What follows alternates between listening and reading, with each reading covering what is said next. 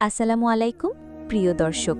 আর কিছুদিন পরেই আসছে মহরম মাস, যে মাসটি ইসলামের ইতিহাসে একই সাথে শোক এবং ত্যাগের মহিমায় ভাস্বর।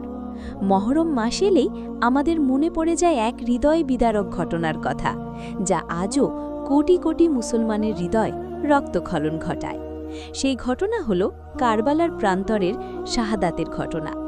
আজকের এই ভিডিওতে আমরা জানব কেন এই ঘটনা ঘটেছিল, কারা ছিলেন এর নায়ক এবং এই ঘটনা থেকে আমাদের জন্য কি শিক্ষা রয়েছে।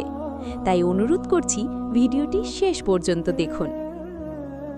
ঘটনার সূত্রপাত হয় আমাদের প্রিয় নবী হজরত মুহাম্মদ সাল্লাল্লাহু আলাইহি ওয়াসাল্লামের ওফাতের বেশ কয়েক বছর পর। মুসলিম বিশ্বের শাসনভার তখন উমাইয়া শাসক ইয়াজিদের হাতে। ইয়াজিদ ছিলেন একজন স্বৈরাচারী এবং ইসলামী অনুশাসনের প্রতি উদাসীন শাসক। তিনি খিলাফতের সকল নিয়ম ভঙ্গ করে ইমাম হুসাইন রাদিয়াল্লাহু আনহুর কাছেও বায়াত বা আনুগত্যের শপথ দাবি করেন। কিন্তু সত্য ও ন্যায়ের প্রতীক আমাদের প্রিয় নবীর দৌহিত্র ইমাম হুসাইন রাদিয়াল্লাহু আনহু একজন অন্যায্য শাসকের হাতে বায়াত গ্রহণ করতে পরিষ্কার অস্বীকৃতি জানান। তিনি বলেন, আমার মতো মানুষ কখনো ইয়াজিদের মতো মানুষের কাছে বায়াত গ্রহণ করতে পারে না। কারণ তিনি জানতেন ইয়াজিদের আনুগত্য স্বীকার করার অর্থ হল ইসলামে বিকৃতিকে মেনে নেওয়া। অন্যদিকে ইরাকের কুফা নগরীর জনগণ হাজার হাজার চিঠি পাঠিয়ে ইমাম হুসাইন রাদিয়াল্লাহু আনহুকে তাদের নেতা হিসেবে গ্রহণ করার এবং ইয়াজিদের শাসনের বিরুদ্ধে রুখে দাঁড়ানোর জন্য আহ্বান জানায়। জনগণের ডাকে সাড়া দিয়ে এবং ইসলামকে তার মূল রূপে ফিরিয়ে আনার তাগিদে ইমাম হুসাইন রাদিয়াল্লাহু আনহু তার পরিবার পরিজন, নারী, শিশুসহ মোট ৭২ জনের একটি ছোট্ট কাফেলা নিয়ে মক্কা থেকে কুফার পথে রওনা হন। কিন্তু পথিমধ্যে তিনি জানতে পারেন এক মর্মান্তিক খবর। ইয়াজিদের নিযুক্ত গভর্নর ইবনে জিয়াদ কুফার জনগণকে ভয়ে দেখিয়ে ও উৎকোচ দিয়ে তার পক্ষে নিয়েছে। যারা ইমামকে চিঠি লিখেছিল তারাই এখন তার বিরুদ্ধে তরবারি হাতে নিয়েছে। কুফাবাসী ইমাম হুসাইন রাদিয়াল্লাহু আনহুর সাথে বিশ্বাসঘাতকতা করে।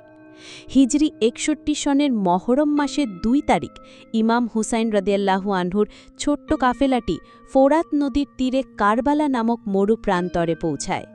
সেখানে ইয়াজিদের কয়েক হাজার সৈন্যের এক বিশাল বাহিনী তাদের পথ রোধ করে দাঁড়ায়। ইয়াজিদের নির্দেশে মহরমের ৭ তারিখ থেকে ইমামের শিবিরের জন্য ফোরাত নদীর পানি বন্ধ করে দেওয়া হয়। টানা ৩ দিন ধরে ইমাম হুসাইনের শিবিরের নারী, পুরুষ, এমনকি মাসুম শিশুরাও এক ফোঁটা পানির জন্য হাহাকার করতে থাকে। উদ্দেশ্য ছিল তৃষ্ণার কষ্টে ইমামকে দুর্বল করে ইয়াজিদের কাছে আত্মসমর্পণ করতে বাধ্য করা। অবশেষে আসে সেই কাল রাত পেরিয়ে মহরমের ১০ তারিখ আশুরার দিন। একদিকে হাজার হাজার সশস্ত্র সৈন্য, অন্যদিকে মাত্র ৭২ জন তৃষ্ণার্ত, ক্ষুধার্ত কিন্তু ইমানের বলে বলিয়ান যোদ্ধা। ইমাম হুসাইন রাদিয়াল্লাহু আনহু যুদ্ধের ময়দানে যাওয়ার আগে শেষবারের মতো ভাষণে বলেন, আমি ক্ষমতা বা পদের জন্য আসেনি, আমি এসেছি আমার নানার উম্মতকে সংস্কার করতে, সত্য ও ন্যায় প্রতিষ্ঠা করতে। এরপর শুরু হয় এক অসম লড়াই। ইমাম হুসাইন রাদিয়াল্লাহু আনহুর সঙ্গী ও পরিবারের সদস্যরা একে একে বীরের মতো লড়াই করে শহীদ হন। এমনকি তার ৬ মাসের শিশুপুত্র হজরত আলী আসবার রাদিয়াল্লাহু আনহু যখন পানির জন্য ছটফট করছিলেন, তখন তাকে কোলে নিয়ে ইমাম শত্রুপক্ষের কাছে পানি চাইতে গেলে পাষণ্ডরা তার শিশুপুত্রের বুকে তীর নিক্ষেপ করে তাকে শহীদ করে দেয়। অবশেষে আসরের নামাজের পর তৃষ্ণার্ত, আহত এবং শোকাহত ইমাম হুসাইন রাদিয়াল্লাহু আনহু একাই লড়াই করতে করতে শাহাদাতের সর্বোচ্চ মর্যাদা লাভ করেন। ইন্না লিল্লাহি ওয়া ইন্না ইলাইহি রাজিউন। প্রিয় দর্শক, কারবালার ঘটনা শুধু একটি শোকের ইতিহাস নয়, এটি সত্য ও মিথ্যের লড়াইয়ের এক চিরন্তন প্রতীক।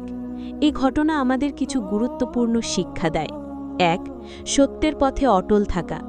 ইমাম হুসাইন রাদিয়াল্লাহু আনহু আমাদের শিখিয়েছেন, সংখ্যায় কম হলেও সত্যের পথে অটল থাকতে হয়।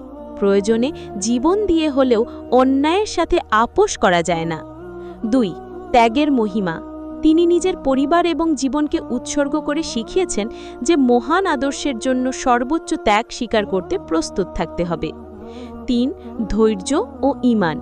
চরম বিপদের মুখেও তিনি আল্লাহর ওপর অগাধ বিশ্বাস ও ধৈর্য হারাননি, যা আমাদের জন্য একটি অনন্য অনুপ্রেরণা।